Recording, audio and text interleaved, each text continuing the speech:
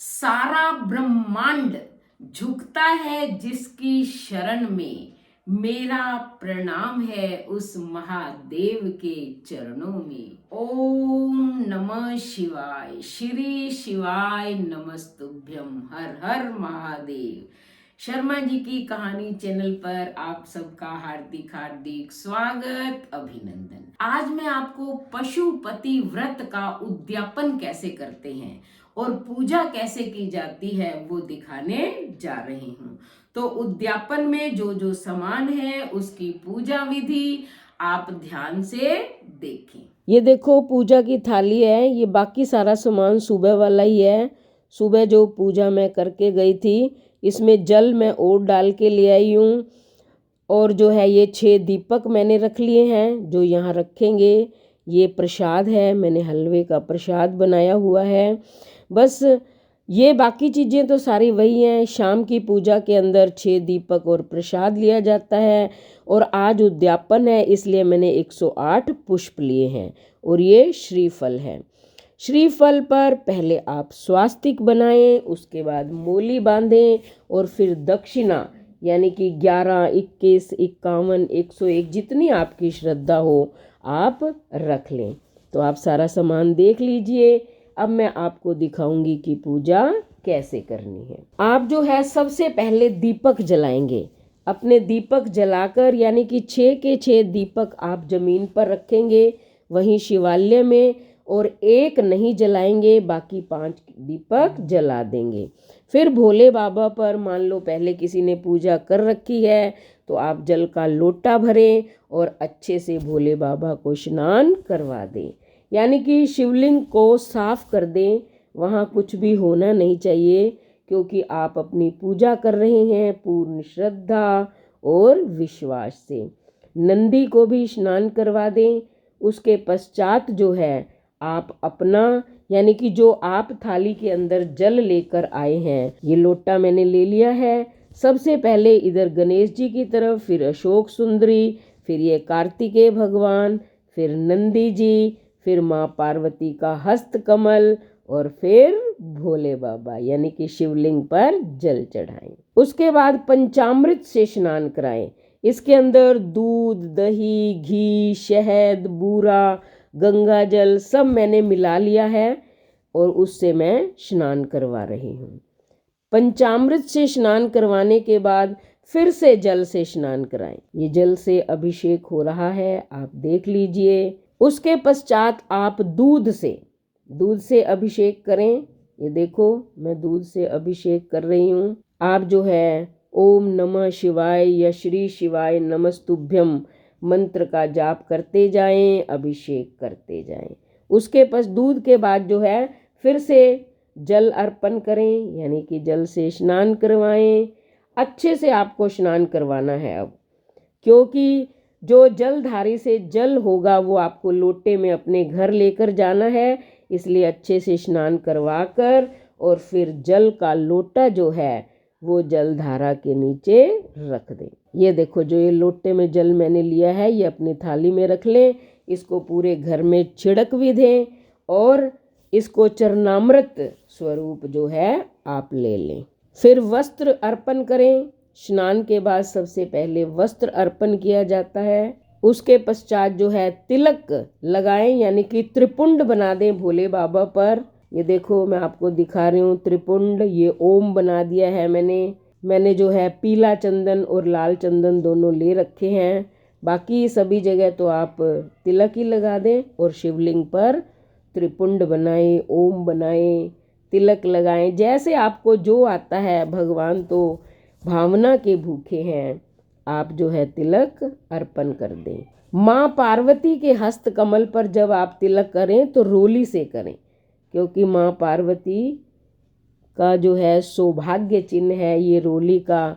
तो रोली आप एक बार तिलक का नाम लेकर और दूसरी बार सिंदूर चढ़ाने के रूप में जो है आप लगा दें तिलक। उसके बाद अक्षत चढ़ाएं, क्योंकि तिलक लगाने के बाद चावल लगाए जाते हैं। ये मैंने चावल जो है सारी जगह लगा दिए हैं। देखो ये मैं भोले बाबा को जनेऊ चढ़ाना भूल गई थी तो अब अर्पण करूंगी।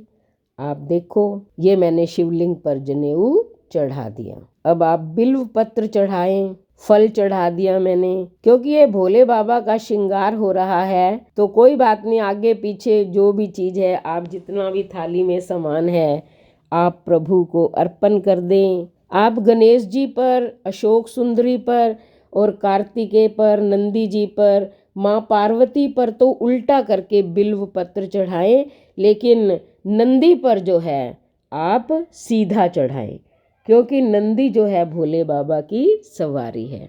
अब ये मैंने पुष्प अर्पण किए हैं, पहले पुष्प अर्पण कर रही हूँ, उसके पश्चात जो है सारे फूल चढ़ा दूंगी। ये पूजा के मेरे फूल हैं, ये अलग हैं, वो 108 फूल अलग हैं। ये मैंने शमी पत्र भी चढ़ा दिया है। अब ये इत्र लगा रही हूँ, आप ध्यान से देख लो। जो जो थाली में सामान है वो सब अर्पण किया जा रहा है। ये भस्म है, ये मैं अभी काशी विश्वनाथ गई थी तो वहाँ से लेकर आई थी, तो भस्म का श्रृंगार कर रही हूँ। ये सुपारी अर्पण कर दी है। ये मुख शुद्धि के लिए लवंग इलायची यानी कि लौंग इलायची है, संस्कृत में लवंगम इलायचीम समर्पयामि ऐसे बोला जाता है। अब ये 108 फूल जो है ये मैं भोले बाबा को चढ़ा दूंगी। ये क्या है, यहाँ साइड में लोग बहुत सारे खड़े हैं, इसलिए फटाफट मैं सारे चढ़ा रही हूँ। अच्छे से श्रृंगार करने का समय नहीं है, क्योंकि ये मंदिर है, यहाँ सभी को पूजा करने का अधिकार है। लोग प्रतीक्षा में खड़े हैं कि उनकी भी बारी आए और वो भी जल चढ़ाएं, इसलिए मैंने ये फटाफट फूल अर्पण कर दिए। ये गुलाल भी रखी हुई थी, थाली में सामान ज़्यादा है तो वो रह गया था, अब मैंने गुलाल भी अर्पण कर दिए है। उसके पश्चात जो है श्रीफल आप लें और भोले बाबा के नाम का स्मरण करते हुए, अपनी इच्छा बताते हुए भोले बाबा पर चढ़ा दें। दीपक तो वहाँ जल रहे हैं, अब मैं धूप और कपूर जलाऊंगी, लेकिन उससे पहले जो है प्रसाद के 3 भाग करने हैं। ये मैंने तीनों प्लेटें ज़मीन पर रख दी, हलवे का डोंगा भी उठा लिया और अब इनके 3 हिस्से कर रही हूँ। आपको 3 हिस्से वहीं पर करने हैं, शिवालय में जाकर अपने घर से 3 हिस्से करके मत लेकर जाएं। और घर में हलवा भी उतना ही बनाना है, या प्रसाद जो भी आप बना रहे हैं जितना, बस 3 हिस्से करके 2 भोले बाबा को चढ़ा दिए जाएं और 1 खुद ग्रहण करें। ये प्रसाद किसी और को नहीं देना होता घर में। ये 3 हिस्से हो गए हैं, अब मैं 2 हिस्से भोले बाबा को अर्पण कर रही हूँ, अपने हाथों में लेकर ओम नमः शिवाय बोलकर, और जहाँ दीपक जल रहे हैं वहाँ रख रही हूँ। यहाँ और भी सामान रखा हुआ है, पहले भी किसी ने पूजा की है, उनके भी दीपक जल रहे हैं, तो मैं जगह बनाकर ये 2 हिस्से वहाँ रख रही हूँ। ये हिस्सा अभी यहीं रहेगा और वो एक दीपक जो नहीं जल रहा है वो भी वहीं पर है। अब ये मिश्री का भोग लगाया जा रहा है। मिश्री का भोग लगाने के बाद कपूर और धूप जलाई जाएगी। धूप और कपूर जलाने के पश्चात जो है धरती को प्रणाम करके अपनी थाली उठा लें और आरती करें। पहले गणेश जी की आरती बोलें और फिर शिव जी की, ओम जय शिव ओंकारा, ये वाली आरती आप बोल दें। बाबा को प्रणाम करें, जो भी मन की कामना थी वो भोले बाबा को बता दें। भोले बाबा तो अंतर्यामी हैं, वैसे भी जानते हैं, बस आप अपनी श्रद्धा का भाव रखें। आरती करने के पश्चात जो है हाथ जोड़े, हो सके तो 3 बार ताली लगा दें।